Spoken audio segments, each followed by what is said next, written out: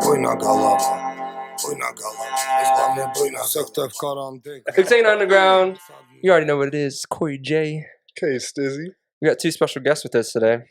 Well, one special guest. I don't know about this other guy. Name, community. Introduce yourselves, man. What's going on? How you been? You go first. Me? Yeah. I'm pretty good. I don't know why I'm looking at the mic, though. My name's Jamie from Wolftown. Come from, like, Washington's Creek area. 30 years old. Play stickball with all these guys. Yeah. And Levi? Levi West. My family's from Big Cove. We kind of moved around and now actually live up on Washington Creek in Wolftown community. Yeah, I wouldn't mention the place you lived before. You know, so, yeah, it's no good out here. I already have the hummingbirds over here. Let me stop, yeah? But anyways, you can pull that closer to you, too. Just a little bit. It's like 6 inches, you know what I'm saying? But anyways. So, tell us about yourself, man. You got a lot of art going on. You said pottery was your, like, go-to. That's what you're really interested in, right? As far as interests go, or is that just what you're good at? Does it go along with interest? Yeah, I think both. So I picked it up, got good at it, and that's kind of like my go-to. So like when I want to make something, that is what I lean towards, whether it be sculpture or like traditional, trying to like remake something. But then everything else interests me too. So basket making, wood carving. There's all kinds of stuff that we don't do anymore that we used to. So they used to, those feather capes or whatever that you always see. So we used to have hemp that grew here. They would weave that hemp. That's what they would weave their cape out of, and then tie those feathers into it. So like, just like bringing back stuff like that. You know what I mean? Right. Learning everything I can about the arts, and not that it wasn't just art, right? Like that it was a way of life. Yeah. So that's I don't know. Yeah. Hopefully I get good at the other stuff, but I'm gonna try it all. Growing up in like your teenage years, did you already have like a knack for like the cultural side of things, like art? Or did that get later on in life? So I got that later on.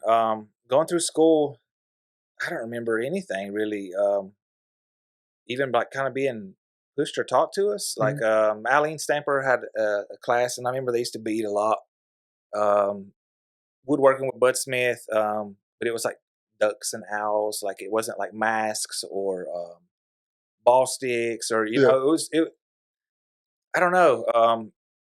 I don't know what happened there or why that kind of disappeared. But yeah, then I kind of found it later on in life, and like Tara McCoy is the one that I learned from. She's a coworker and put on a class at the museum. She realized that the art was dying, the pottery was dying, and wasn't nobody really doing it anymore. Probably like 10 people that were maybe still doing it. So she invited me and said, "Do you want to come check this class out? I'm putting it on." So I was like, "Yeah, I'll come check it out." And got good at it, right? It came to me kind of naturally. And I built upon that, and then it sparked my interest in everything else. Okay. So I guess like you said that growing up, it wasn't really like you was into it, but you did like what, ducks and stuff. And what age was that? That you were doing all that? Like what, high school? Yeah, like 9th grade. Because I did woodworking in high school with Adams. Yeah. You know, Josh Adams. Yeah, Josh Adams. So I did woodworking with him, and we did like ducks and shit like that. Yeah. So it was in high school that you started getting into that. Yeah. And it was just like something they offered. An elective, something that you could do. There wasn't a whole lot of cultural stuff going on when I was a teenager, or maybe there was, and I just missed it somehow. Like it was kind of back, like not secret, but like only so many people are doing it here and there. It probably just wasn't as popular or like really pushed. Yeah, because I know now like everybody's really pushing culture and whatnot, but it's definitely what separates us from the grand scheme of everybody else. But are you currently like involved in any like personal projects about culture? Yeah, so really into place names, traditional foods, the arts, like I said. So I kind of fell into this stuff. So I work at the Ray Kinston Leadership Institute with the Cherokee Youth Council, and they have a couple different programs. The Cherokee Youth Council, the Jones Bowman, which is college age kids, and then the Right Path is adult learners.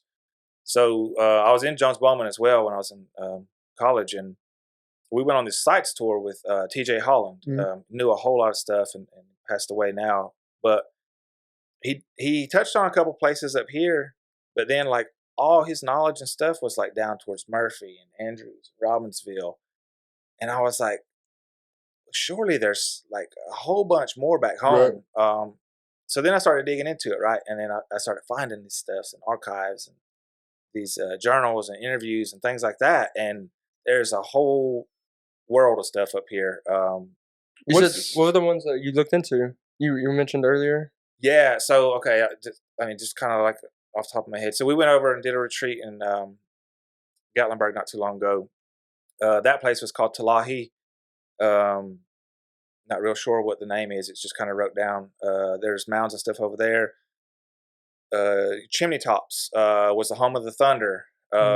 If you look at Chimney Tops, one of them comes to like a point. Mm-hmm. The one right beside it is flat. They say that happened in war between the lightning and the thunders, which is it ties into the story of the gambler and the lightning son.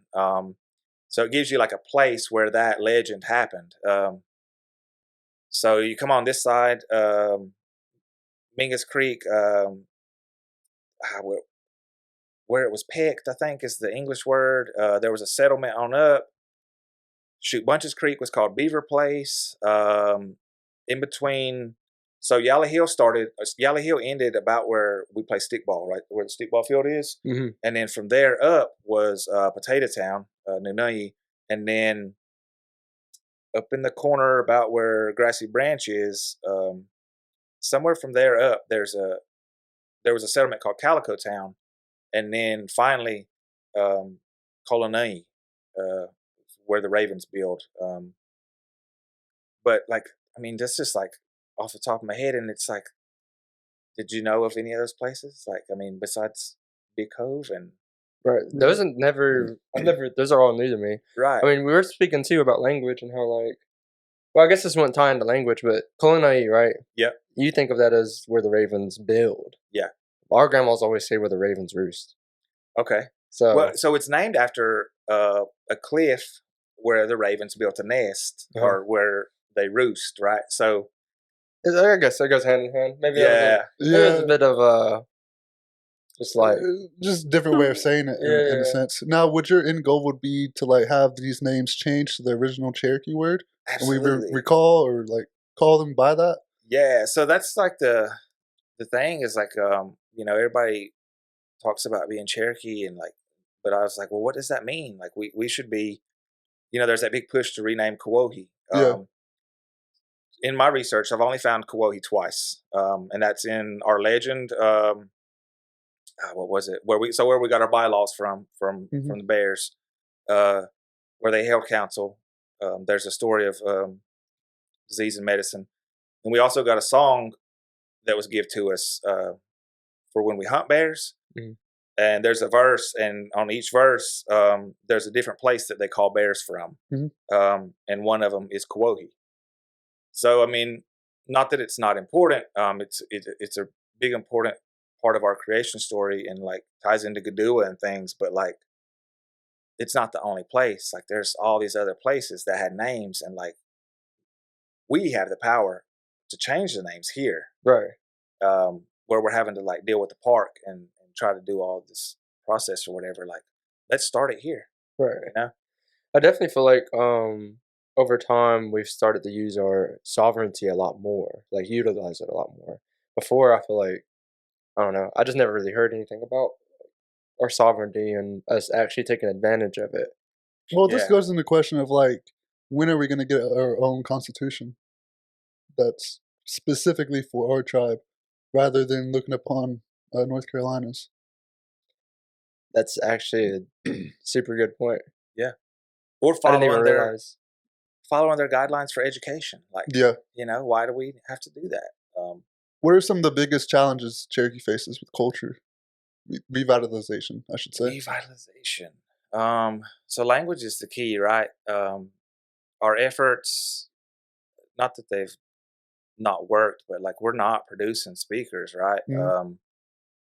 Whereas like the Maori language in New Zealand, that's like a key. That's where everybody goes to for success because they were able to revitalize theirs and bring it back within 20 years, which we should have already been able to done. Or, just follow what they did. Do exactly what they did. It worked, right? And the language is the key to understanding everything. Like these place names and all this research I'm doing, like it doesn't mean anything if I just know the name and I don't know what it means. Right. So that's important, I think. But it's everything, right? Like, so if you're doing language, right? Like you said, you worked with some language, and then I'm trying to find these sites. Like, we're all working in this generation to try and save this stuff, right? So if I'm doing my part, you're doing your part, and then we can pass that on. The next generation, everybody can learn language and place names at the same time. Do you think, I think personally, actually, some of the biggest problems is the reinforcement at home for language use. And also, like, just, if you think about before, like, the technology, within a Cherokee household, you would just hear Cherokee, right? Now we have the TV playing English, we have the music playing English, assuming it's English. And that, where English has infiltrated the household, that causes the biggest, like, division amongst language learners. And how we understand language, too, right? Like, so, like, Kolonai, right? Like, it's very descriptive. So, like, where the ravens roost or where the ravens build. There was a segment or something that was shared with me from the program up there, the adult language.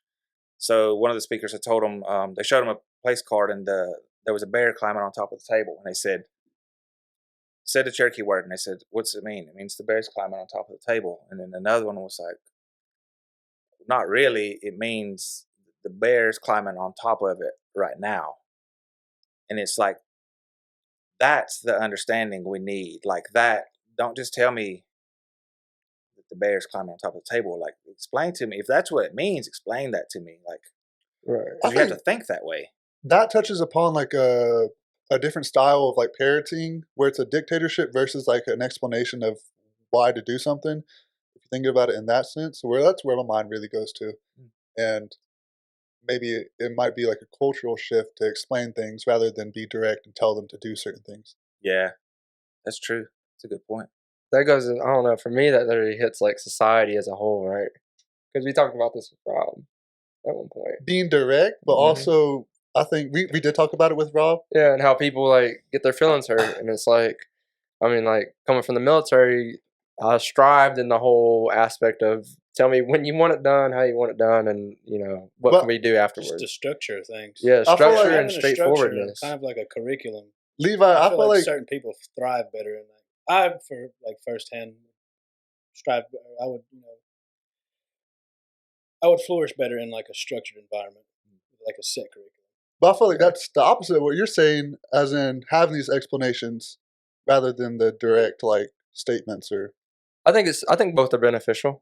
I mean, critiquing to either learning style, because there's still like times where I was told to do something and given a task to do it by this time, but at the end of the day, I still wanted to know, like, okay, so we're doing this and we have to have it done by then. Yeah, and I get that. Let's do it.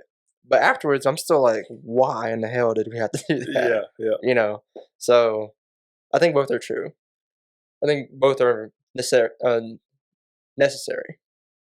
Yeah. To a certain extent.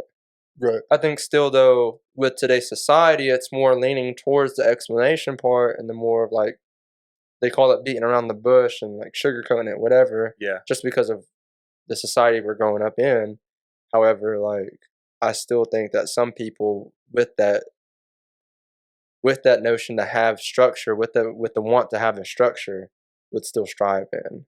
Yeah, and having exposure to both, people learn different. So, like you said, the structure would be good for you. Like maybe it's not how someone else learns. So, but that's not a luxury we have anymore, right? We've got one speaker per room usually. Yeah. Yeah. That makes sense. Oh yeah, that really puts into perspective though. Like just not a luxury we have anymore because we're just so. How many speakers we got left? Do you know? No. I remember they used to post the number. And I think it got so low. It probably got under 200. It's like, yeah, it's under 200. I feel like it's also easier to learn and be able to speak it, like if you grew up listening to it. Yeah, because you hear it like when they're on the phone, you just hear it. Yeah, like so, like my grandma, she'll I'll answer the phone or call her sometimes, and she'll answer and she'll start speaking to me in Cherokee, and it's like some of the things I do pick up on because I've heard her say it so much. Like she'll tell me what she's doing sometimes, and I'll just be like, "Oh, okay, I know that." I couldn't I couldn't say it back to her. It's just, but that's one of the things I want to do too because they have that program up there that Yeah. I want to get into. I forget what's it called. The one where they teach you the language? Yeah, it's Adult, the one. it's adult It's the one learners. that like Madison Long and all them are in right now. Like, I want to do that. Who one next. is that? Clamp is Yeah, short. Clement. Yeah. Does Jumper run Yeah. that? Who? Jumper, or he's a big part of it though. Who? Chunky. He's just a teacher. Yeah, He's just a teacher, or he's a part of it though. Is what Chi he didn't- Chi Shipman is the one. She's over that like whole department. I think the whole program. right. But yeah, I guess when they try to offer the next round, I'm gonna try to get in and apply for it. It's definitely something we need to take initiative for. I mean, like me especially, because I don't know. Like I said earlier, like language is just not something that Wouldn't clicks. it be in so? my head. Yeah. Wouldn't it be awesome though, just to have a whole podcast and be able to talk in Cherokee to? We don't. We would never break like 10 listeners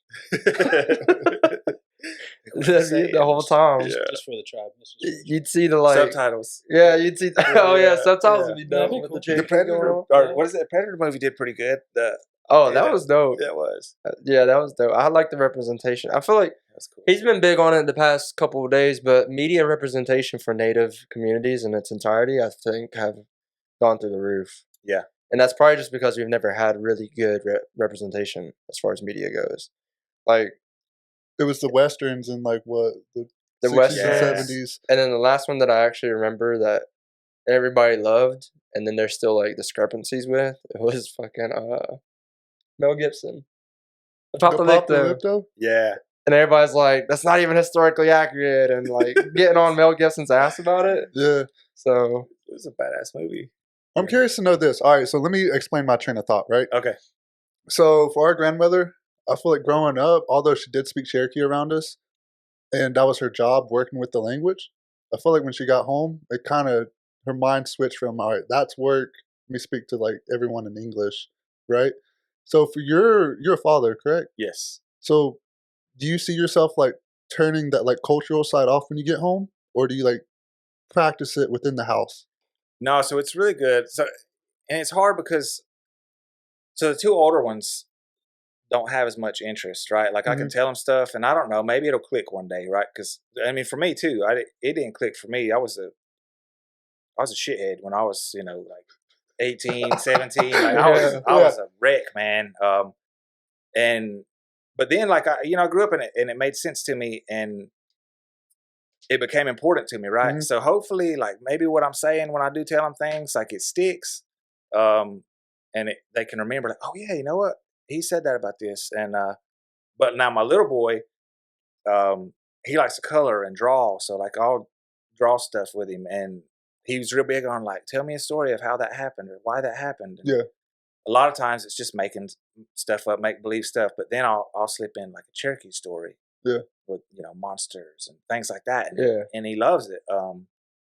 So for me, it's awesome for where I work. It's like it's not even a job; it's like a lifestyle, right? Like I get to live culture and learn culture 24/7. So it doesn't ever turn off for me in that sense. Okay.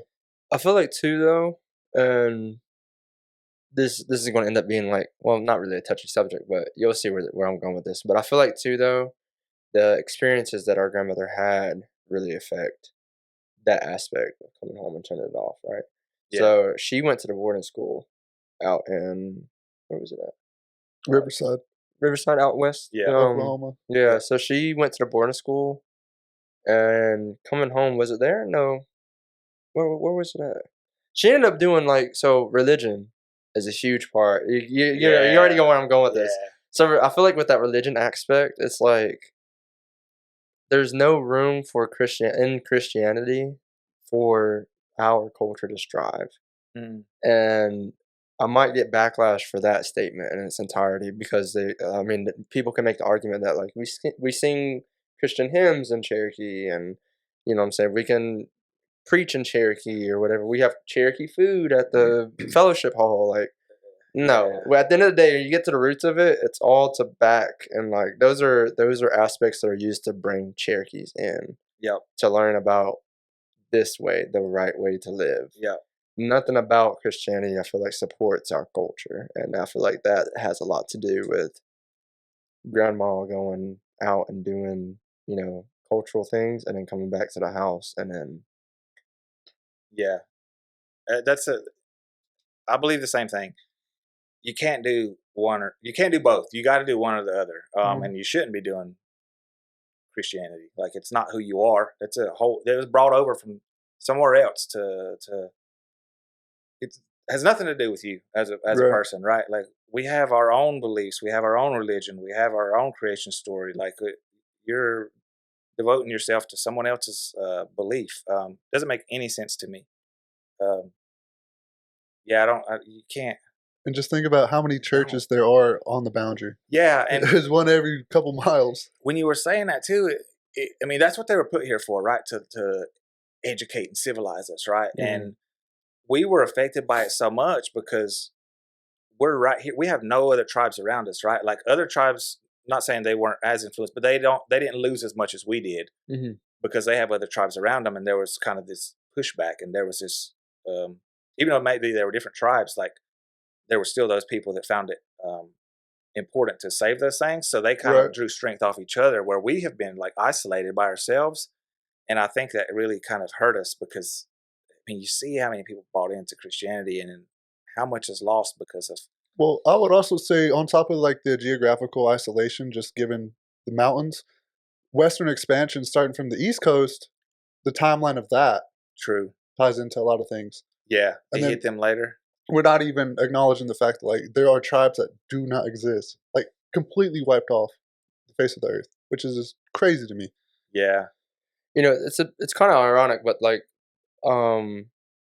you're saying that like, the cultural art aspect, right? So the art aspect of it, didn't really hit until later on in life. Whereas, like, for me, finding out who I really was is. And it's kind of generic, like, it's a generic aspect. Like, a lot of kids do it, but like in high school, right? That's when you find out who you are and and like all that bit. But there's a teacher that I had at Raping Gap, and as ironic as it is, it was a Christian-based school.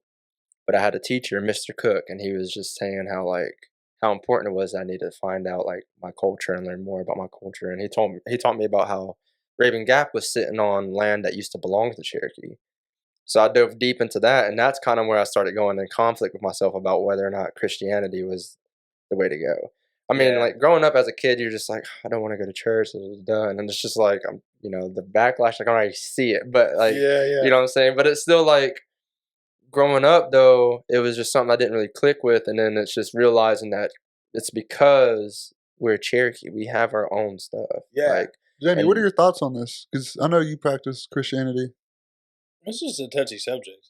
It is. I feel like, but I feel like to each his own, honestly, because I know people that are big into like doing stomp and stuff like that.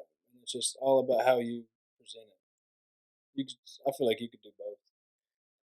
I kind of agree. I mean, I don't like so the basis of this podcast is not to censor anything, right? Opinions need to be told. People's stories need to be told. Like, we don't need to sit here and act like this shit does not happen. Like, we don't. Like, I'm not having this mental battle with myself every fucking day, But like, at the end of the day, it's like, there are things that I learned and realized really quickly about Christianity that I felt like were only placed there to combat who I was genetically, right?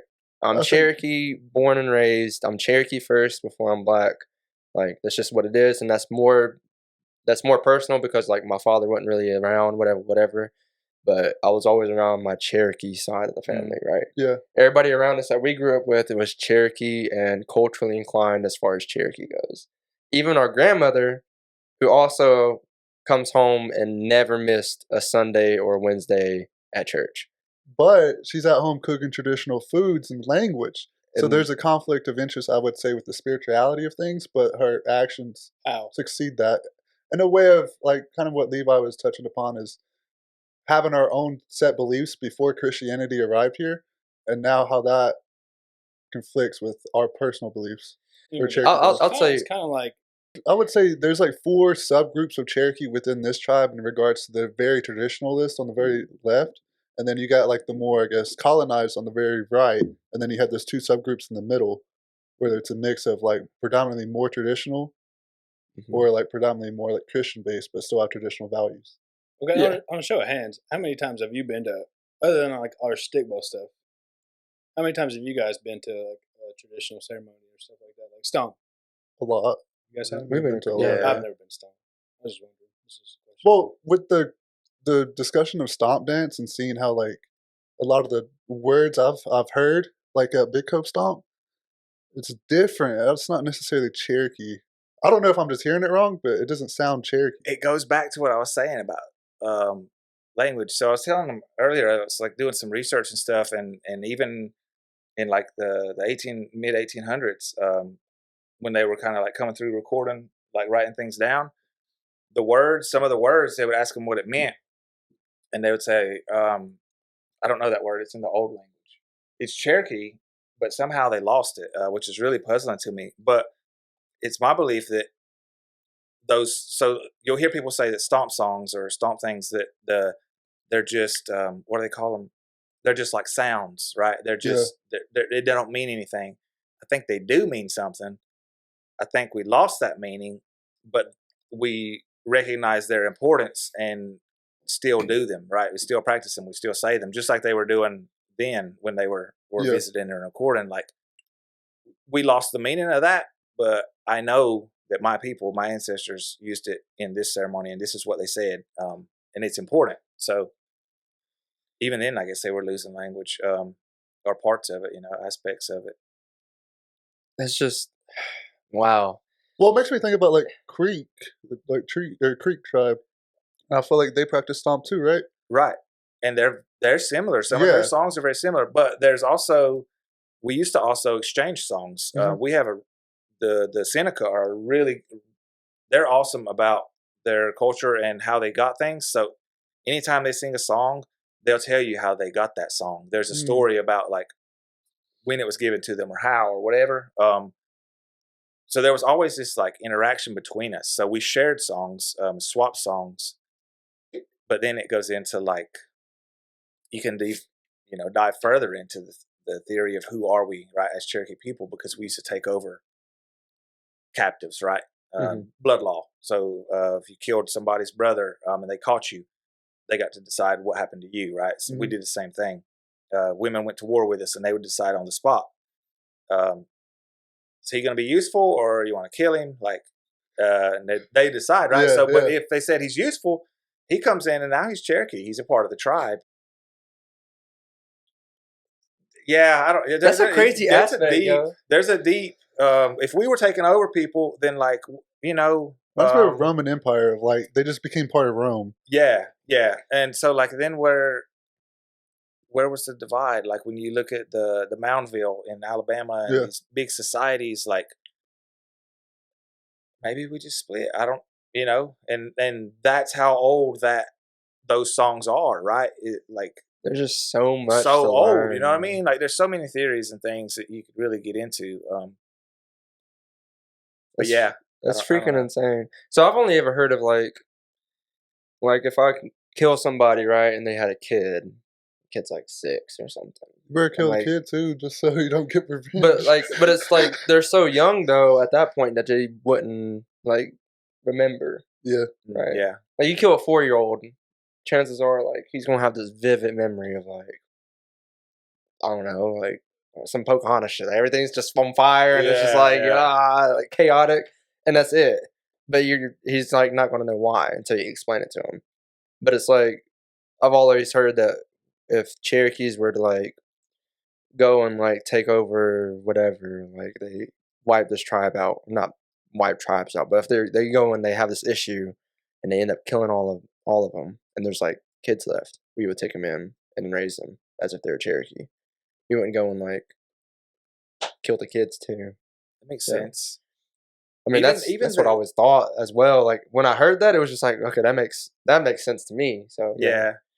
even the concept of war and our relationships with the tribes and how we when the soldiers came here and were how they were trained in war, they made fun of our war because say we would go to another tribe and fight. Like you might kill one person. If I get to the first creek and kill him, that'd be the end of it. It's like we're better. And then that was the war, right? Like it could be over that quick. And they wrote that down in their journals. It's like, they don't know the meaning of war. And so if there's 10 of us, right, and we go and fight another 10, it's if they lose one and they got 9 and we got 10, then we win. Yeah, it'd be like, Well, we never saw. I feel like we respected life so much more, and we saw the value in it. So it's just like, why am I? I don't want to kill all 9 of these guys. Yeah, like, it's like, why? Yep. I mean, things are different today, but you know what I mean. But I think that hits it though. That respect for life. That definitely wraps right into stickball and how stickball was used to settle a lot of our differences and whatnot. You've been playing for how long? You said? Did you get to that? I don't. 2017. You said that was you were the All-American in school. You got picked in the elementary school to play. So back in the back when we were in school, the elementary school, which used to stand across from where the island is now, they used to have this big day where they would bring they'd set up activities so you could go from station to station doing all these different things. But they used to have a stickball game every year, and I used to play. And we were little kids and up into a little older, but like I said, then it just kind of disappeared. I don't remember like teenagers playing or anything. Like I remember the men playing, but I don't ever remember like that. There was like a gap. Like we played it when we was little kids, and then I don't know what happened. But yeah, that's how I remember it. But yeah, just kind of a rookie, man. How long have you been playing? Too long. Too long. Too long. It hurts. I remember whenever there was only one team to play. It was just Wolftown. And that was each other. I remember one year we played Big Cove, and then the next year they didn't have a team. But since then they've picked it back up. Like I said, it's been a long time since. I mean, different leadership I think took over up there. I don't want to speak on it too much because I don't really know. But like I said, whenever I was a kid, and like when I was playing with the men, like we played Big Cove. I remember we played Big Cove one year at Unity during the fair, and then I think like the next couple years, like we might have just played each other. It's not like they were around at that time. That's what we talked about. They're not. It's not like they're like they're one of like the better teams to play against. I have a question that kind of builds off of that. Is how do Cherokee communities adapt to contemporary issues while maintaining their cultural identity? That's a good question. I feel like trying to formulate one on that one. I feel like Big Cove is one of the leaders in like that area. I mean, they do a lot with the community and stuff, and still practicing like the culture and stuff like that. And it also asks a question on that too. Which is the two worlds. The two worlds are like traditionally living and then like contemporary world. And each person has to find like their unique adaptation to that life. I think Big Cove was the last to give in. So when I was telling you those townships and things, like Qualitown was a stronghold. That was kind of what was created for us. And then as these other towns were beat and drove off their sites, right? Like when they came to Qualitown to become us, then we settled here, right? And then white people come in, and then they move up, and Big Cove, like up the mountain, like up. What do you mean? No, the whole towns would move. So there's a who is it? The Pheasants. I think it's the Pheasants are from Snowbird. When I think of Pheasants, I think of Big Cove. Like that's what what I mean. What crossed my mind, honestly. But they traced back to Robbinsville. Yeah. So I think those people that were living that traditional way, that traditionally went to Big Cove because that's where everyone was. And if you think about it, think about the old roads and how they used to run. Yeah. Like they're so far at the end. Like that was probably the if you wanted to stay away from everything else, like that's where you would go. And just look at its location, like geography, like the geography of the location where it's at. It's just a giant cove. Yeah, I don't think The white loop- soldiers even wanted to fuck with them. They're Nah. like, nah, they let them niggas Yeah. up there. Let them stay up there. That's wild. I That mean, makes if you sense, speak though. about like guerrilla warfare and how you're over we here in eat like 'em up. red coats or like They super getting bright tore up up colors, there in Big Cove. and you go up there, They don't even go up there, my boy. it's dusk or Tore up. dawn, and Hey, we let them Yeah. have that. We let them have that. sneak Yeah. attack. Yeah, no, never that. No, that makes sense though. That Yeah. actually, that makes sense to me. That was my idea on it. I was like, if you wanted to live traditionally and not be affected and be separate from the invading world that was surrounding and enclosing, like Bryson and Mhm. Silva and everything, like that's where you went, because that was a way to escape it all. Was all the way, and it's the loop is where the settlement was, and on Straight Fork too as well. But Okay, I got a question too. okay, Kanaya brought this up, but what are your thoughts about like interracial dating? How that ties into being Cherokee and all that? so I'm half. My dad I can was. see it. So, yeah. That's what my wife says too. She's like, you look different. I was like, yeah. So my mom's white, my dad's Cherokee. So, but I've never identified, kind of like how you said you were Cherokee first before you were black. Like I've never identified. I've never felt like even a little bit white. Like I just, so like if you fall in love with who you fall in love with, right? So then Right. if you have kids, I mean, as long as they're raised in the Cherokee way and taught, I mean, then I think Cherokee, right? I think that aspect came up more when Blood Quantum came up, Yeah, I could see that. because just like we were talking about earlier, like we'd raise whoever, and then they would be Cherokee. When I went out to Oklahoma to the RTR ceremony, remember the removal? Yep. Me and Darius were talking about how it kind of struck us the wrong way when they were speaking in front of everybody, and nothing to do with like slaves or like African Americans and their community in its entirety, but it was more of like insinuating that we did things that we didn't do. So going into specifics, like there was an African American descent. I'm not sure if she was mixed or what, but she did the bike ride and she's from Cherokee Nation. Yeah. And they did like a special like recognition, and I get all that. Like I'm half black. I'm not fighting against it or anything, but at the end of the day, when he did mention that Cherokees had slaves and we had over 2,000 slaves that we brought with us, it struck me wrong because he failed to mention that we never treated them like slaves. The slave, like I feel like I'm pretty confident when I say that the slave label never existed to us in our minds. Like we never had, it just wasn't a thing. Yeah. We can own people because we barely had like belongings and owning things as Owning entire, land. like like land and that type of thing. Like we didn't even have that. Like it was such a foreign concept to us that like we couldn't even own land. So to own a person was probably like so far removed. And here you go saying like, yeah, there's a descendant of the slaves and yada yada yada. Like cool, but Cherokees brought 2,000 slaves with us out here, and I was like, and what else? Like don't just stop right there because it makes us look like shit. And it did. Like it just that's it. And I was like, what the fuck? Yeah, that's crazy. And it was the rich. It was the rich that had slaves down into Georgia, from what I understand. Like there was just a couple families that did, and I feel like it was back to that like assimilation. Like let's live how they live, and maybe they'll leave us alone.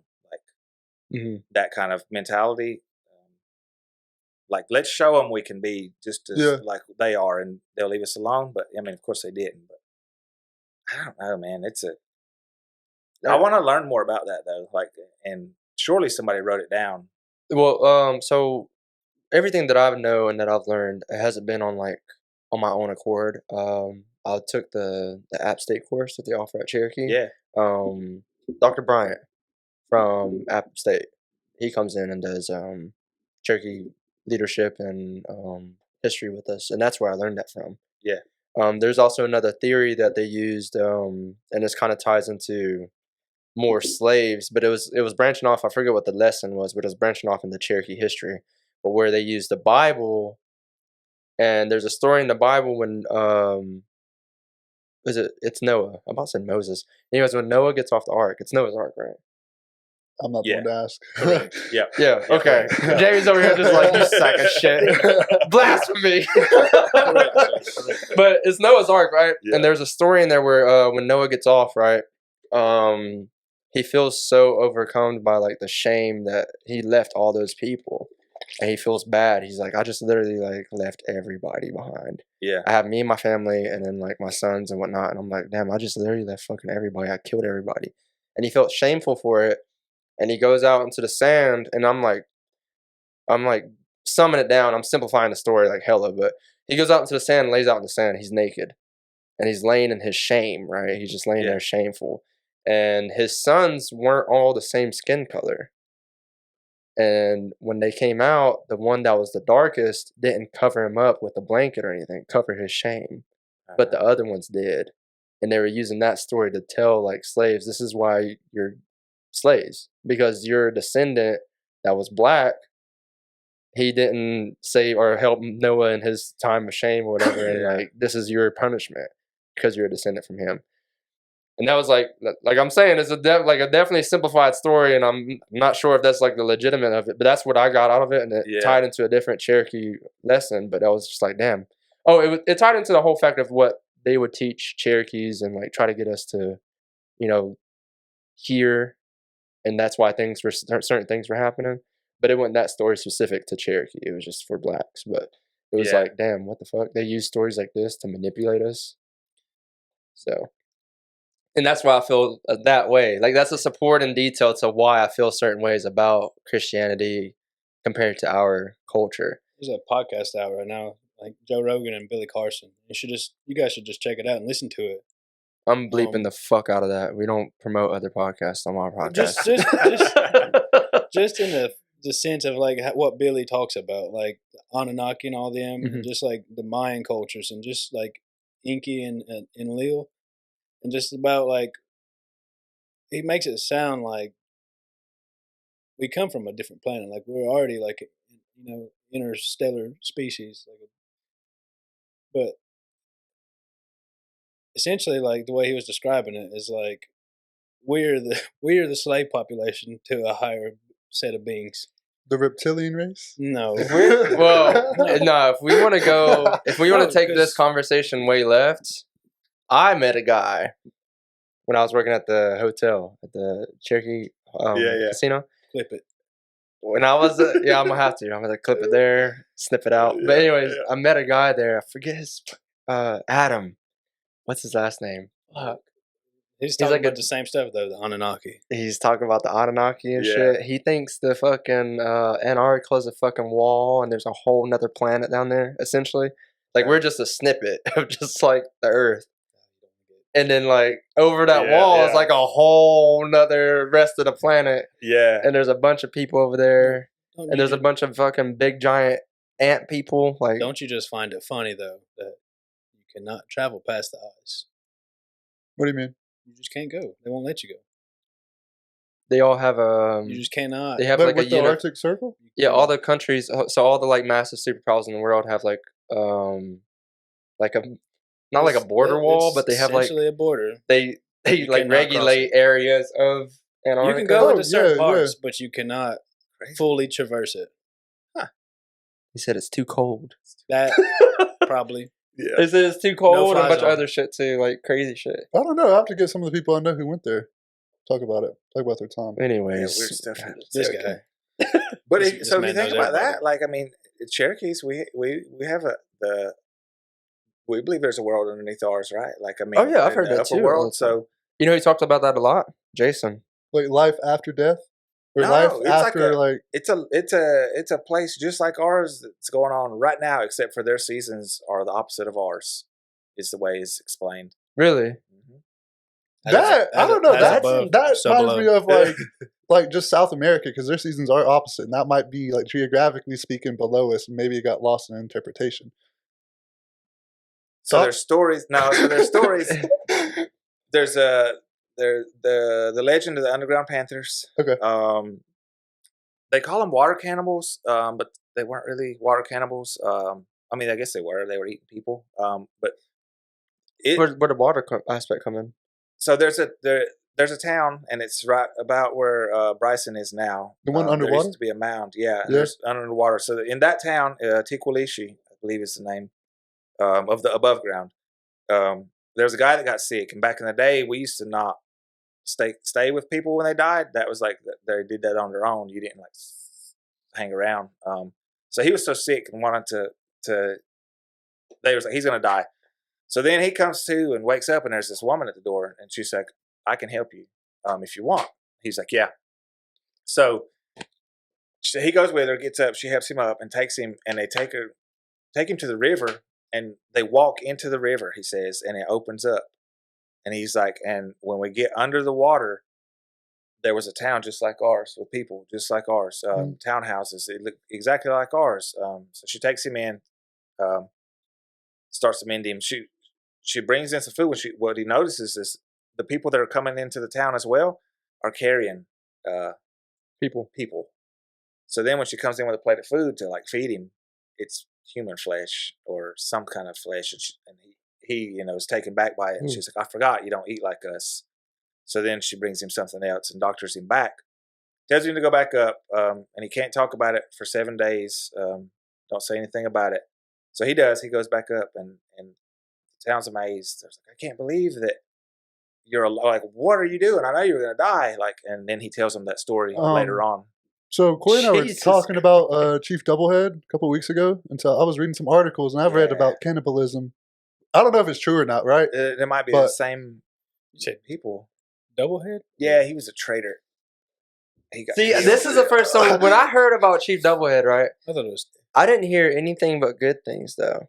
And this is like us kind of scratching the surface. Like we obviously didn't I didn't know when he died or like nothing like that. But he was telling me after doing research, and I was like, no way. Yeah. I was about to slap him on a shirt. Yeah. Dang, that's crazy. Yeah. But I always ever since hearing about him, I always thought about and it was crazy at the time because I was thinking there's Cherokee heroes. Like when I told other people, I was like, there's Cherokee heroes like Chief Doublehead and Dragon Canoe, and then finding this out 2 weeks ago, I was like, damn, my dumb ass is really out here telling everybody. Still learning. Yeah, but, he was selling us out, man. He was selling us out. That's crazy. Do you know about that one? No, I remember you saying something about it years ago about Chief Two Heads. Chief Two Heads. That's what you called him now. No, cool. I said double head. He always wore two heads on his belt. He said Chief Two badass. Heads. So the double head come from the dudes he killed though, right? He always had them on his belt. I think so. Yeah. Yeah. Told you. So descriptive of how they, you know what I mean? It's a badass how you name, got though. your name, you know what I mean? It's just if you did something dumb, you might be stuck with a dumb name. Imagine that. I'd have a dumb name. A lot of people don't know this, but Junaluska, before he was Junaluska, I don't know the word for it, but it was fallen cradle. When he was in a cradle, they could never set him up on a tree and just let him lay there. He'd always fell over. So they called him fallen cradle. Yeah. So he's probably damn, I need to wipe out a tribe or something, something cool. Do something good. Imagine that being your last name, right? Jesus Christ. Corey Fallen Cradle. Corey Fallen Cradle. Yeah. What are your thoughts about the Academy and their efforts to revitalize the language? I think they could do more. I think the tribe could do more. Cherokee Nation is doing a really good job, and we've thrown this idea around at work. It's we need to create a place where people live and nothing is spoke but Cherokee. Starting from when they're kids, we're financially well enough to where we could support these people because it's that important to us, right? This is your job to live in this town, in this little community, and all you do is speak Cherokee. That's all you're surrounded by. That's actually insane. That concept is never. That's so, a fucking bad. On top of that, be to be accepted into something like that. I feel like you'd already have to be a fluent parent. The nepotism that could possibly generate from that, in a way, but also with the education of these kids in Cherokee language, how do you incorporate that with a contemporary education of what needs to be learned to live successfully within modern society? So we don't need to, right? What do you mean? Right now, if you have a kid and they start up and everything's going good right now, bank account, they probably come out with, when they're 18, $500,000 more. They're going to have a super big cushion that we don't have. That, you know what I mean? That it doesn't matter They can learn all that other stuff later. They can learn English later. They can learn a trade later. They can become educated later. But being Cherokee at first is the most important part. I feel like sadly I'd have to disagree, low key. Also, Yeah. it depends on the future of the tribe's economy. Also, Yeah, who's to say that this ain't the last time we're gonna have stuff's changing very rapidly. True. So Just not just in the United States, but the entire world. Everything is getting kind of crazy right now. Yeah, but okay, so here we go. But anyways, with that, right? Yeah. That's best case scenario. True. Best case scenario that my son gets $500,000 and he speaks nothing but Cherokee. Yeah. Right? We're not talking about the collapse of the economy at any point. We're not talking about another pandemic like COVID or some shit, because all these things kind of happen over time at some point every couple of years, right? Right? There was a flu or something, right? And everybody was scared of the flu, the bird flu, something just a couple of years ago. You weren't born yet, but it's coming back. it was like it was in the 90s. It was in the 90s, wasn't it? There'll be another pandemic before. What was it? Yeah, I know what you're talking about. Some sort of fucking flu in the 90s, and it was just like influenza. Bad. But it was just like a regular ass flu. That's all COVID was. Like, people argued the point that COVID was just a regular ass flu that we never swine flu outbreak like years ago. It was just I'm not sure entirely what it was, but it was just like. Do you think our current I guess tribe is more susceptible to diseases, or we build up antibodies over the course of the years of disease wiping out majority of our people? No, I do think we could be healthier. I don't know about that, but I think if we got back to eating like our traditional foods and our traditional diet, I think we would be a lot healthier, which may make us stronger, more resistant to those kind of diseases and things. Yeah, I misunderstood your question. Because thinking about the Navajo Nation and how they were impacted by COVID, that was detrimental. Smashed, yeah.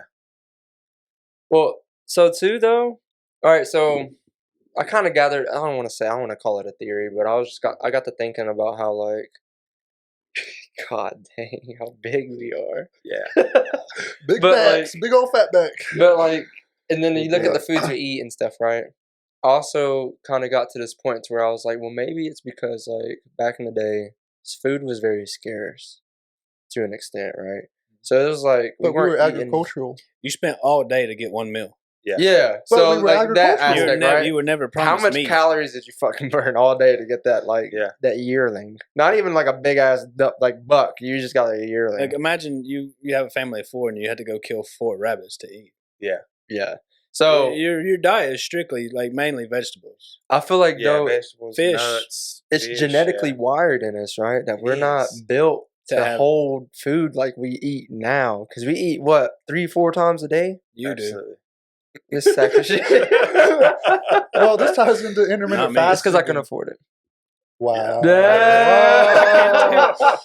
I'm not broke, chat. But yeah, so we just because this conversation had come up while I was in the military, and dudes were asking well, they wanted they always had this insinuation that we're built like Samoans, we're just massive all the time. And they were like, "Do y'all eat spam too?" And I was like, "No, you ever heard of fatback, my boy? Yeah. Fatback and fry bread." But then it made me sit there and think, damn, really though, as much food as I was burning when I ended up getting an MRE or something was probably very ideal to what we used to do back in the day. So. Well, I feel like this ties into the fact that although the food preferences are different or were different, this ties into your cultural side of things of using your hands to work with stuff. We're used to doing that, being very tactile and hands-on. Yeah. You had a relationship with the land and the materials and the things that we were doing. And, we valued them. And it was important, but in ourselves too. So you did have a family of 4 and needed, nobody went without. Because everybody took care of each other, right? So we all went out and got food together and made sure everybody was taken care of. If there was a ceremony or a dance that was done, somebody was poor and you couldn't afford 3 meals a day, somebody would come along and you would stand there, and each person would grab something from their household and bring it to you. And as you dance, they would lay it down in front of you. Like, we made sure that there was no like hierarchy of rich, middle class, and lower class. It was like everybody was taken care of. It's crazy the differences in like perspectives on life compared to like contemporary society. Yeah. I was just gonna say, like, just like in that movie Apocalypto, in like the very beginning scenes, like they're all out hunting for one boar. Yeah. They bring it back. They share it. Yep. That was a big ass You'd war. get the Well, there balls. were a lot of people in there though. No, you get the balls. Taper balls. Kaji will do one. Yeah. No, Oh, that's only for people with no kids though. kids are expensive, man. So that One for each boy. that kind of ties back to the topic of like creating those Cherokee speakers. Like, then it's on us to like say economy does go to shit and it's shambles or whatever. Like, we have to take care of them. Like, it's our job to take care of them. Like, they're not on their own. Like, they're an extremely important part of who we are. Like, so, and it's a burden. Like, I mean, to give up your life as modern and say, I'm not going to go to Disney World on these vacations. I'm not going to, like it's a big sacrifice. So I don't know a whole lot of people that would want to do it, but if they did, like. But do what? Like when we was talking about like being kids and being in a Cherokee town, like. Yeah. Oh, are you talking about? Okay, so whenever you like introduced that idea, right? You ever get to come out? Yeah, I mean. Yeah, that's what crossed my mind. Was like, damn, how I couldn't often go on would you get to vacation. come out? Like, so you're secluded in there. Go to the grocery stores and stuff like that. I mean, I'm not saying you couldn't go on vacation and stuff, but like. Wouldn't it be cool though if they actually got a plot of land big enough to where we could actually like that would be its own town, a like, big social where experiment. we could grow our own food. I think we already have one, to be honest. Where we could I'm like sure we just got one. hunt and stuff and never have to leave. You'd be learning those medicines. It would those be like things going to for space disease. if you think about it. Like, it'd be time traveling. Would you want to come out? So once you get in there, understand the freedom of having to live off the land, like not having to worry about all this stuff with a cell phone. I mean, electricity, not have to worry about anything other than just trying to survive. Imagine how much freer you would feel. Assuming you would want to do that with the lack of, like media, like movies and stuff, entertainment. You don't know it anyways. Yeah, he's talking. So from a child's perspective, you wouldn't know it. However, I do think that. So to go back to why I disagree, as far as like them only learning the cultural side, and then growing up, and they can learn all the other stuff later. Yeah, is like even now when we go to school, right? We don't learn. So me and Kazi, all three of us went to real estate class. I forgot about that. Right. Put it to you like this. Well, hold on, real quick before you start, because you're gonna take it off and we're gonna go to a different one. It applies to the same thing. But so we all three went to real estate school at one point. Yeah. And there's things in like I didn't get the license at all. Did you? You didn't get me? You didn't get them either. No. Did you finish? I fell by 1 point. It's hard. It's hard. It's not like easy shit. There's just it's not even hard. It's just a lot of fucking information. And I'm not motivated to learn it, you could do it. Yeah, but it's just there's a fuck ton of like information for it. But there was stuff in there that sits with me now that I wish I would have learned in high school. I was like, damn, I should know what an encroachment is. Like that's wild to me. Someone just kind of like let me sit my car here and a little bit further, like 2 feet further. Cutting the grass. Start cutting the grass a little further. Yeah. Like, that's some shit I was like, you know what I'm saying? Because what happened the other day? That guy come up and cut the grass. Some random dude cut our grass, and I was thinking like, nah, we'll let it slide this one time. It's an encroachment. He's like, I've been cutting this grass for 6 years. He come up and he cut the whole thing, and I called Corey. I was like, hey, bro, who's this guy out here cutting grass? He's like, I don't know. So don't tell that nigga nothing. We cut that grass, bro.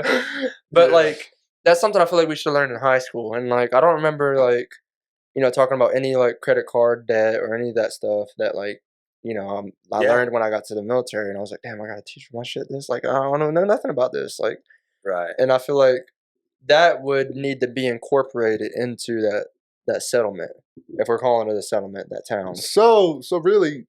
Not necessarily. Take a look at how the Amish do it. Yeah. Say you live this whole culture. You live it and then they give you a chance at 18 years. You go out here and fuck off for a week, 2 weeks, and if you come back, you come back. Once you realize how fucked up this place actually is, I would go back. Well, I think on that we need to do more research, right? So what's the turnover rate? Yeah. Did they even have a social security card or a number? Yeah. Yeah. Did they? Normal. So, but the way they think and their view on the world is going to be Cherokee. That's going to be so pure. Like, we'll never understand that. If we all learn The the Cherokee sacrifice language, lies within the parents. The parents have to be willing to sacrifice. Well, Yeah. even then, The I children wouldn't- are already going to grow up knowing what, like how he's describing it. The children would grow up. Just that's all they know. The sacrifice doesn't come. Just children aren't. It's not the children. It's the parents' responsibility. They're sacrificing everything just to raise their child in that type of civilized community. No, and I get that too. I'm just thinking about like community. So give me some examples of like traditional Cherokee culture being adapted to fit contemporary settings, such as education and technology. how we're trying to change words and make words for, we're literally changing the language to, there's no word for laptop. So they're having to like make up this word. And So it's grandma's like, doing but it. that's not, it's not even. I feel like what he was speaking on earlier, like that. I feel like the way we were able to like create stuff like that was lost, like during like our removal and getting wiped out as like a people. Yeah, they did a good job of taking away a lot. It's like I was about to say that was the problem. I don't know too much about it because I don't really feel comfortable speaking on it like that because like I don't really know, to be honest. But like how do we create words now?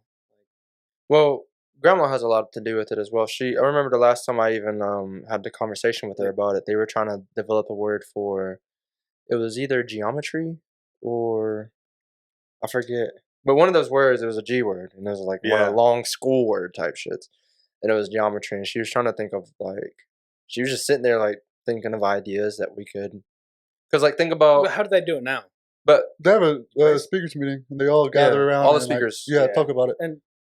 But I feel like there was probably like a simpler way, like back in those times, to like create a word. Like what? They just all sat there. And, the language is really descriptive. So like butterfly is a elephant is a butterfly. Elephant is because it's the ears. So like even like a chair would be like a good example is the word for horse. So shogwili, it doesn't even mean horse, right? Because we didn't have horses. It's like it carries it on its shoulder, or it carries the burden, something like that. And that's what it translated into. I think it carries it on its shoulders. So that's interesting. So like growing up, our grandmother would like point at something and say like shogwili, assuming she's pointing at the horse. That's how I picked it up of like, all right, shogwili is this animal. Yeah. And I didn't get that explanation that you're talking about. Yeah.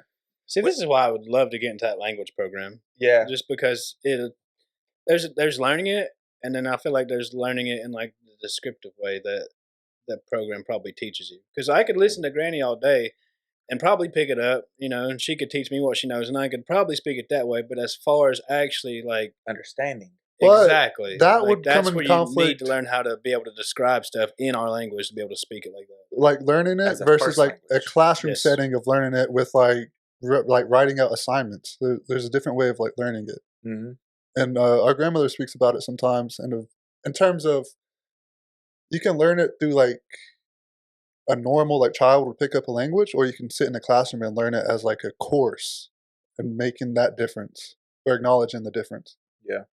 I don't know if any of that made sense. Why not do it? Yeah, do it both. It's just I mean, just to sum it up, it's just like there's a difference between understanding it and knowing it. Precisely. Yes. Yeah, that's just like just the simplicity of it. It's like, all right, I know it, but do I understand it? It's like what was it? There's something recently that I'd learned, and then I turned around and I was like, well, if I can teach it to somebody, then that means I know it and I understand it. Yeah. So like, it's just like, I don't know. My examples are horrible. I was about to say something with stickball. It's like stickball, right? It's like seeing him with two sticks and using two sticks to like play stickball with, right? Mm. And then like, okay, I can do it, but if I can't teach another kid to do like play the same way, it's like, does I really understand the concept of like?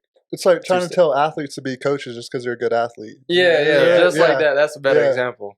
Yeah. So, and that's like, I feel like a lot of people, especially in today's society, just kind of jump to that. Yeah. Like, oh, okay, you're a D1 athlete. Teach these kids. Yeah. Well, what do you do if you don't? I don't like kids. Like, Yeah. you know. So, So Levi, are there any unique symbols or motives in Cherokee art that speak out to you? Ooh, there's some interesting ones. And it's a really cool thing. And I'd be interested to talk to your dad and see what he says too. Just because there's not any like concrete the symbols that are drawn and things. There's no like that was kind of lost. It wasn't ever recorded like what did it mean. So it could be open to interpretation, right? So it could mean water or I don't know, wind, or there's shell carvings that have like whirlpools, which I think were really important to us, or chaos. Going to water was really important. So I think a lot of our stuff had to do with water. Whirlpools is interesting because our grandmother would speak about kids dying in the river because of it. They call them eddies. And it took me forever to figure. I was like, what is an eddy? And they was like, it's a whirlpool. I was like, oh. Got to think, like, we probably did have them, though, honestly, because the river. We still do. There's some out there that she's pointed out. But the river, even now, from whenever I was a kid, is like a foot shorter. It's like a foot like less deep. Like it's just and shifted. Yes, I mean, but I remember it. It's not just being a kid and the river's deeper. Like the river was actually a lot deeper whenever I was a kid, and that's 20 years ago, 25 years ago, even, at any certain time. I was a teenager, and there used to be an old bridge across above Jenkins. Like the bridge now, there used to be an old bridge, and we used to jump off that bridge, into the river there because it was deep enough. And I mean, that was, I was a teenager, so I didn't weigh as much as I do now, but like height-wise, I could jump in and be okay. And now it's like you'd probably break your legs. Yeah, I couldn't imagine. I hit the bottom for sure. But yeah, getting back to that topic, I think before Dad actually like started doing all his designs, like I think he did do his research on what a lot of them meant. So he definitely probably could give you a better explanation than I could.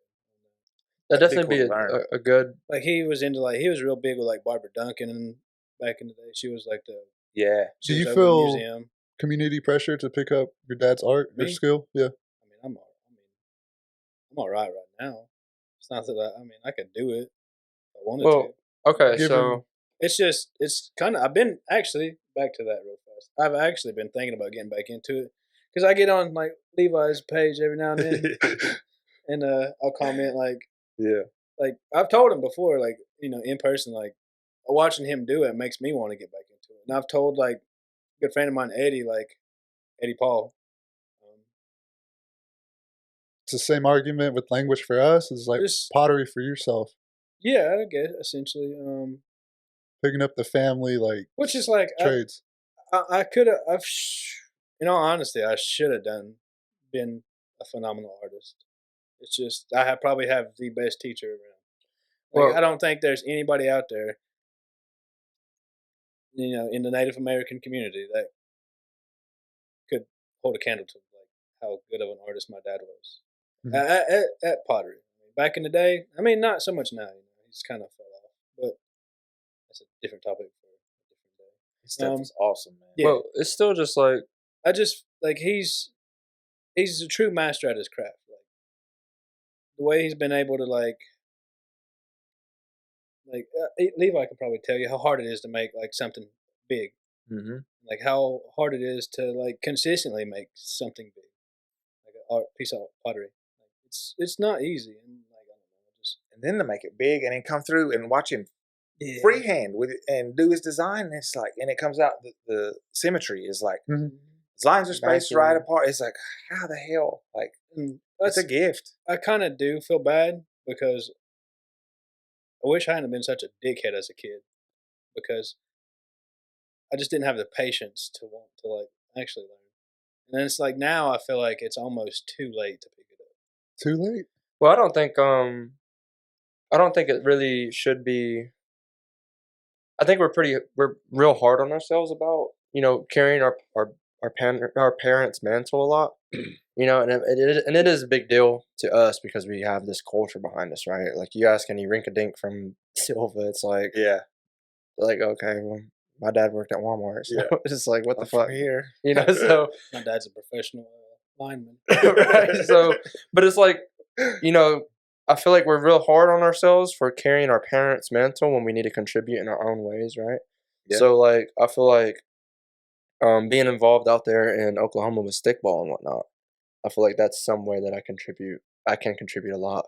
Yeah. I mean, like building that relationship with them, and I'm not saying like I'm the best stickball player around, but I love stickball so much that like, you know, I would pour my time into it. Yeah. You know, I'll go and travel and teach them, and then they were mentioning that they were like, oh, if it gets big like this, like if we can get the support here, and then we can have 4 or 5 teams, and then go out to Cherokee and have this big tournament.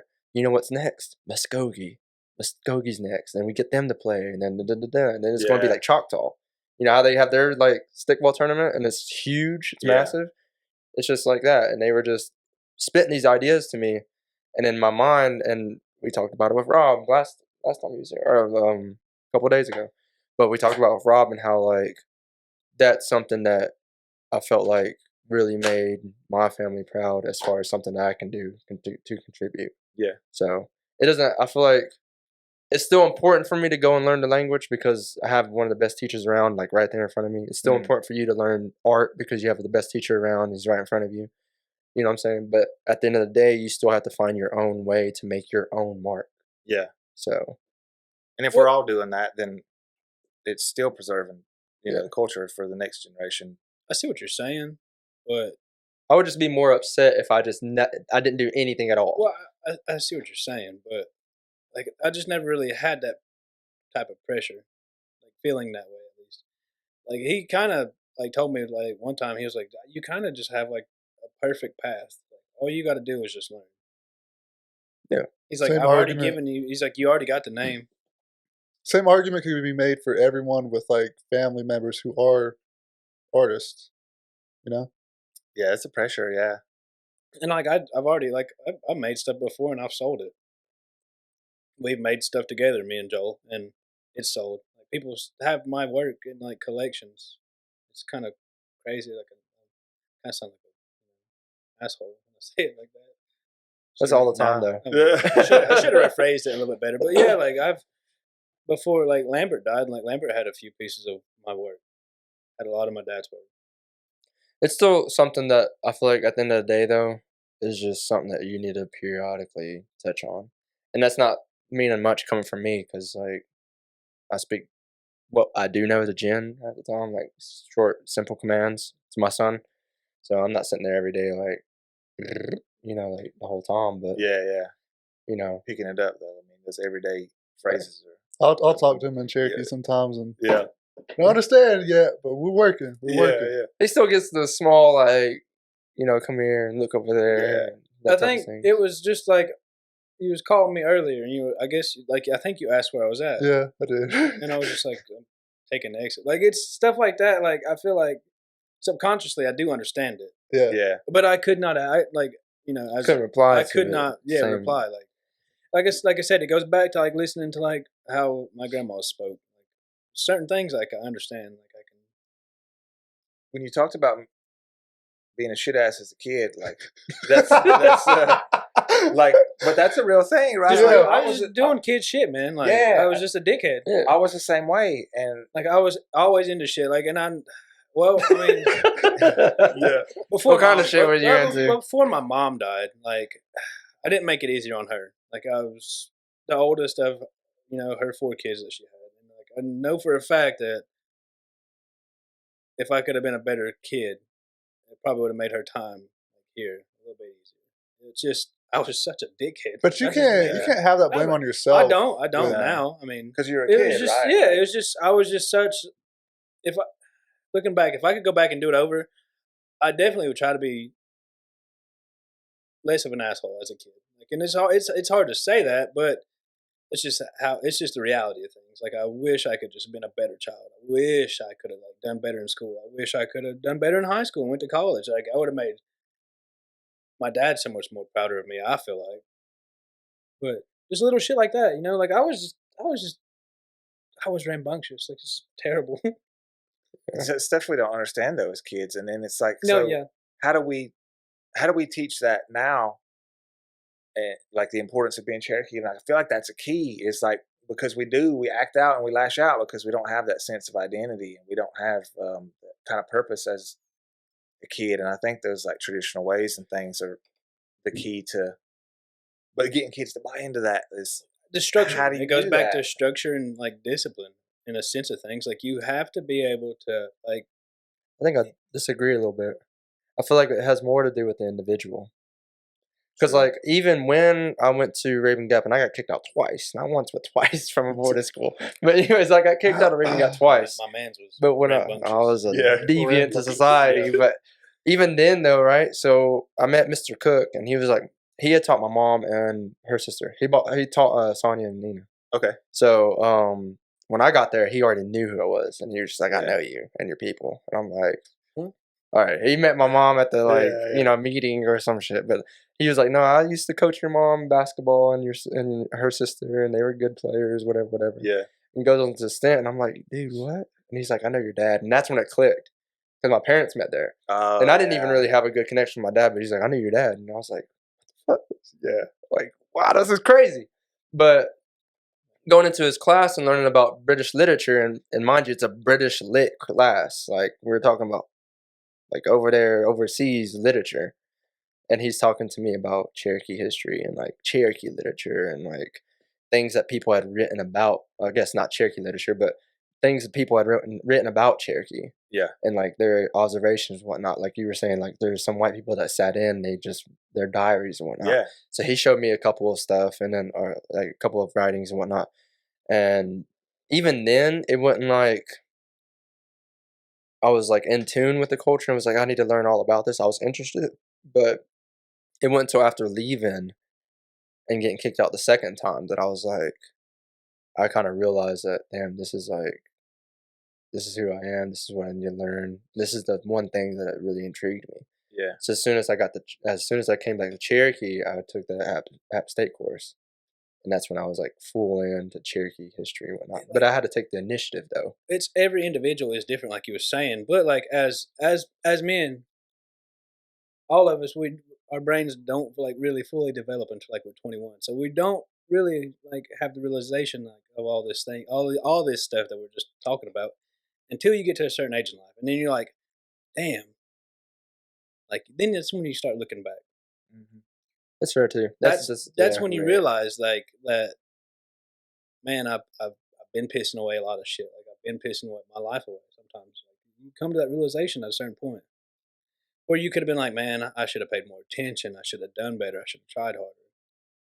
And it's like I should have spent more time with people that were in my life at certain points. I feel like that's just part of the life, or the journey of life. Yeah. Yeah. A lot of people feel that way. Yeah, I agree too, and it's just I wish it wasn't that way. I mean, It is though. Like yeah, like but that's as far as it goes for me. It's just I wish it went that way, but it's like, what can you do about it besides try to be better? I guess I don't know. I guess if anything though, like as far as I forget what part of the conversation this was that I had this thought, but as far as like, I think it had to do with we were talking about your dad and the art aspect and how you're like, I've already done it. Like I can do it, and then I've sold a couple of pieces. It's just like what he was telling me the other night. It's just you got to do it. Yeah, you just need to do it. I feel like from now on though, it's like teaching your kids, teaching your young ones though, if anything about it. So like as far as like I still have dreams of like picking it up and just going to these art shows and just dominating, like how my dad used to do. Like my dad used to go to these art shows and like just demolish other artists. Any thoughts on bringing artifacts back home? Yes. That's a touchy subject. So it's I believe we should have all our stuff back from all these places. Ooh. But that's a task. Like you don't know what's on that stuff. You don't know who used it, what it was used for. but I really Are you talking about would like medicine to wise? learn from it. Yeah, like Okay, what okay. was on it. So like going back to the mounds, when they built those mounds, the things they put in those mounds, they used to like they say like kind of doctor and put a curse on them, right? Because that way, if anyone ever come and destroyed the town, Put bad medicine on it. they would die before they would get home. Is what the belief was. We But was sorry, Levi. We was just having a conversation over some cigars at Eddie's house with like Tom Belt about certain stuff like that. Like I forget what we was talking about that night, but it had something to do with just like what he was just describing. Like there was certain stuff like you would like touch and like people would get sick and like would die and stuff like that. All that stuff in its entirety scares the shit And it's out just of me. kind of like cultures all over the world have it.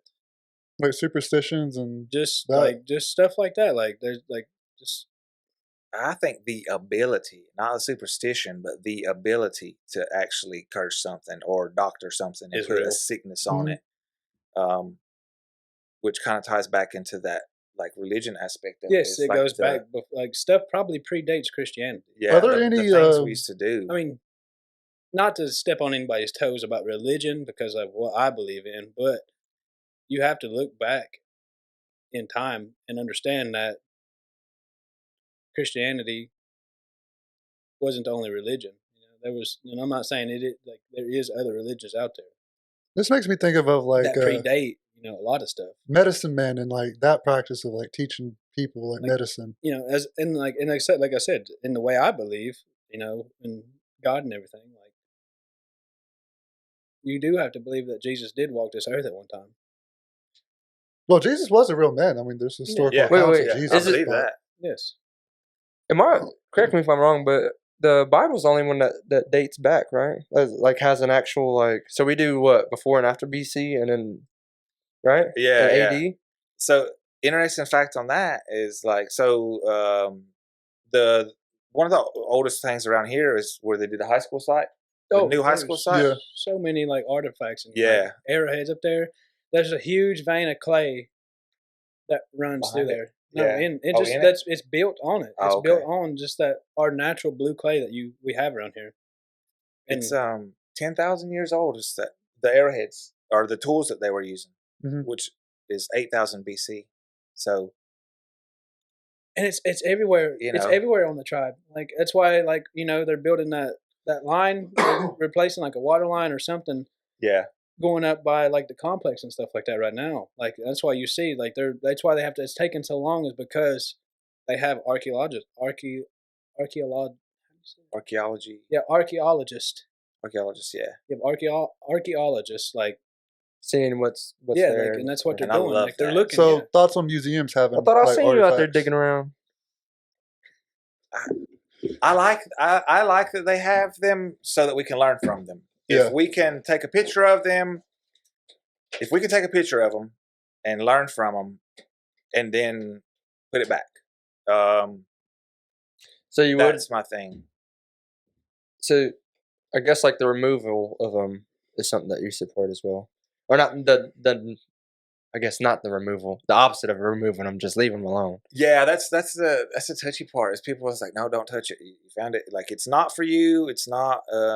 It was buried with them, or for whatever reason. But my mind, I'm like, it's true, but we've got it exposed right now. Like, could I look at it and like learn from it? Because that's a piece of history that we're missing. Like, that's something we can learn from. We've lost that. So How do you navigate like the conversation of building buildings on top of graveyards?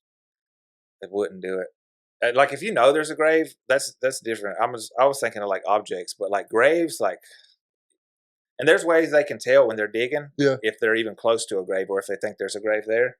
The stuff you start finding. Yeah, so they'll leave it alone now, Uh-huh. and they'll say you can't build here. There's a body.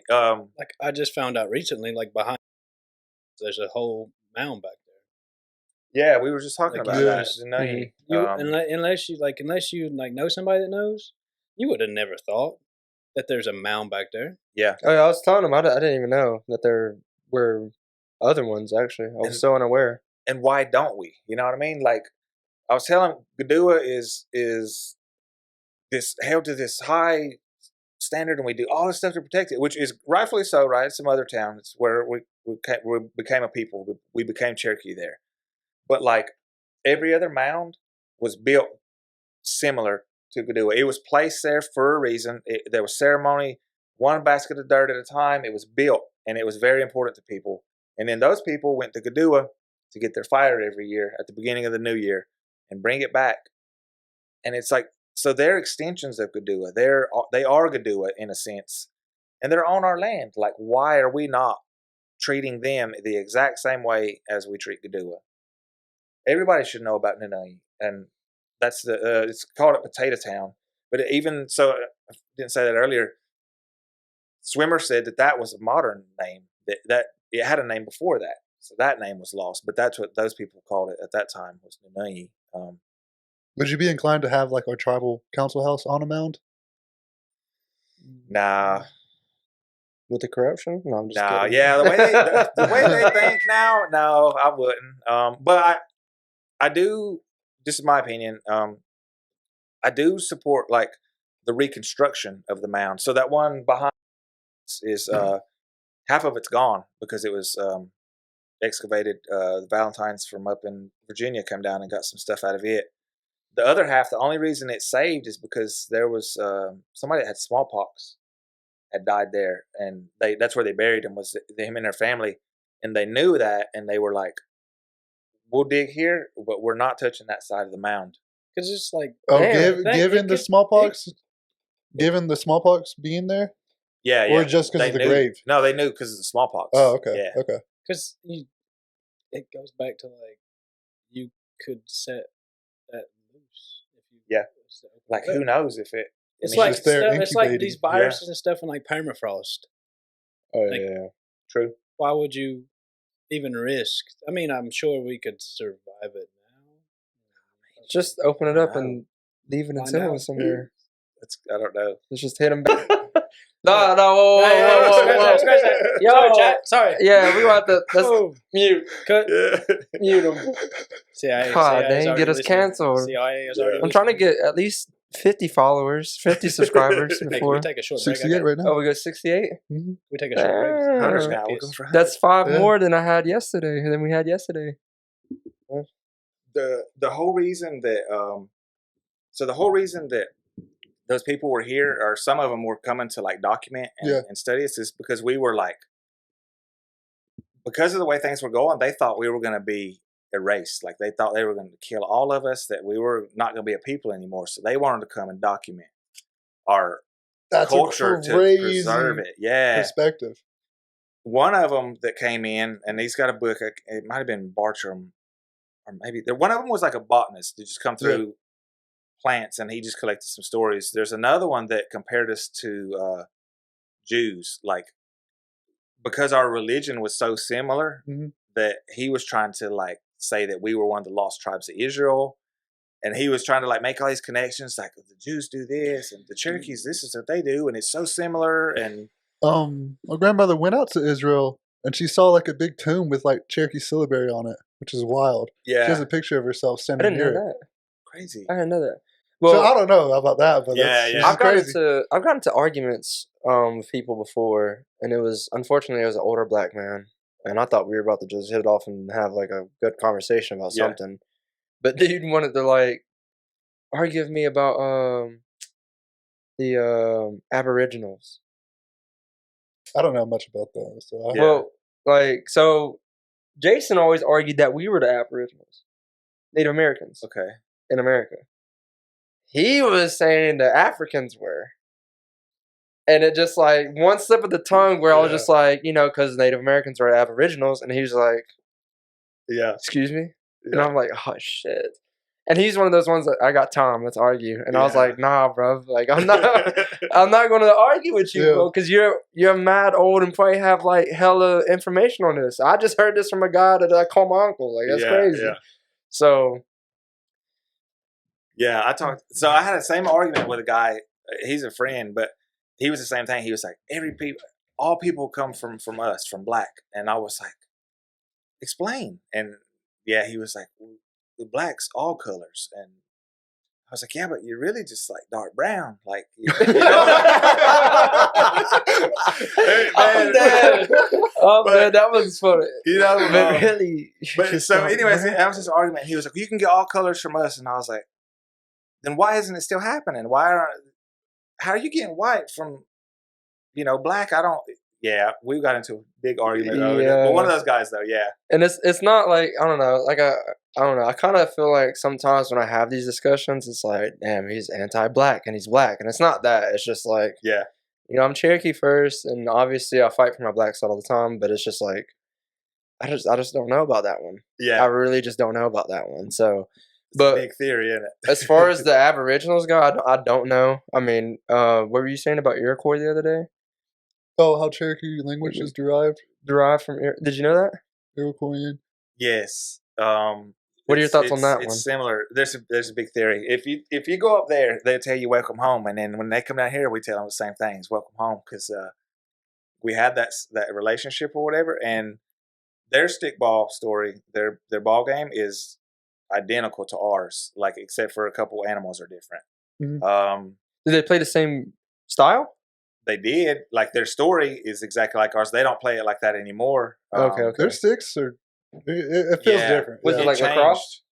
In a way, so I was telling you about the lacrosse coach. He was big into like Native American stuff, and he went up there and got sticks made from the Iroquois. Mm-hmm. And it's just a different style. Yeah, it's changed a little bit, but they were real good at keeping it, their culture. But so if you believe that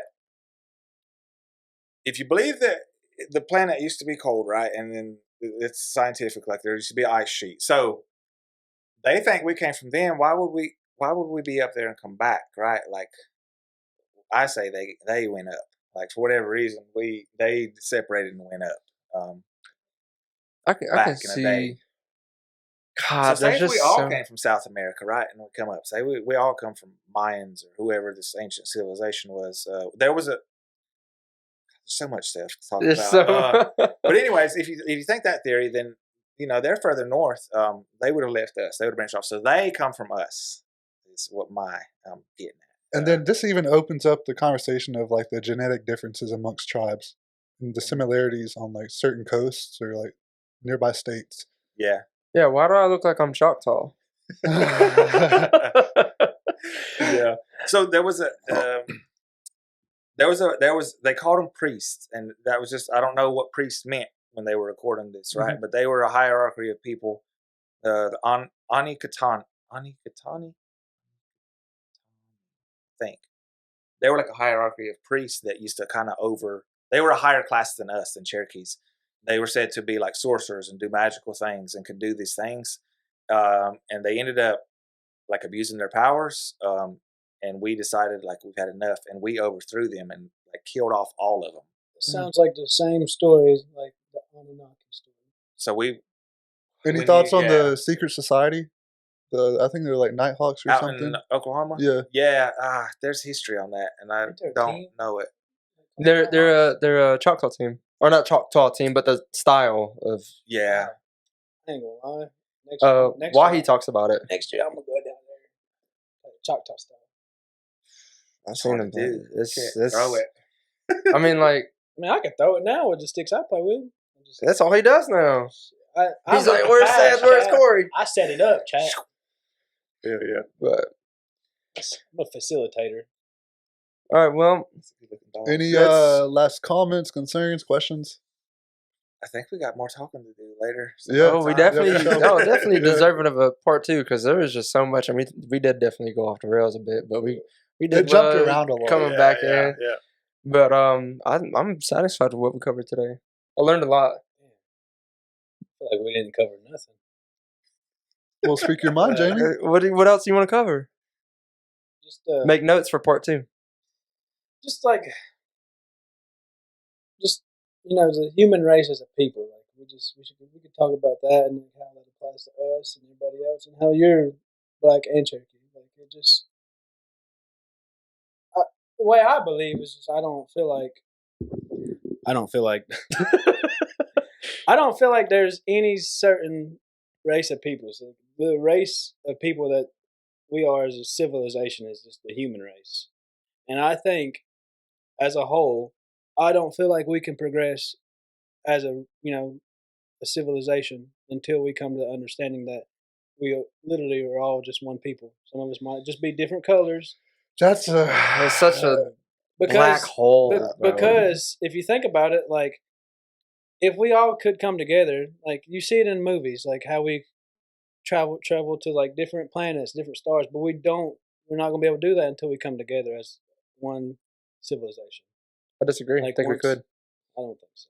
I think it's You already got impossible. everybody on the moon, if the moon exists. Hey. I think that's impossible to have unity amongst everyone. I think it'll take something drastic. Oh, yeah. No, Like 100%. an extracurricular, not No, like a- extracurricular. like a I'm talking like extraterrestrial. extracurricular. Damn. not even that. I'm You're just talking about saying, like zombie apocalypse. it- TWD. And then there'll still even, be all right, even with animosity. COVID, Cherokee shut down the boundary. True. And we made that division. All right, y'all handle it. We saw what happened last time. Damn near killed all of us out. We're off. Yeah. Nah, not coming across these borders. So I feel like the division amongst people, even you see it amongst like prides of lions, it's a natural consequence of surviving. It's definitely another topic we can Yeah. dive further into because that needs to be discussed as well. Well, I as ain't far as been on here sooner, chat. I don't know either. It's almost like the invitation wasn't making it there. Well, All right. Well, any thoughts, comments, I'm good. concerns? Good. Nah, man. Thanks for having me. Of course. Fun. Of course. James, Nope. I'm good. Q, good. Wow. All right, y'all already know what it is though. Octane Underground. Go like, subscribe, check out our merch. You know, I keep trying to get y'all to get one of these damn cups, man. I mean, you like that? We should just get one for free. You know what someone told me the other day, real quick though. Someone told me that Looks like a they said they like our brand, right? But I'm Christian, and you know the snake just isn't sitting with me. And I was like, what the piece of shit. I was just like, but just the I side. ended up seeing that same dude at the casino Did the you? other night. Yeah. Yeah, so I was just like, but it has more to do with our culture, not, and that ties into the The symbolism. Christianity and all that symbolism with it. But different yeah. cultures have different representations of snakes too. Like right. there's the world snake in some cultures. But that's the one argument he tried to make of why he wouldn't wear it, and I was like, what the fuck?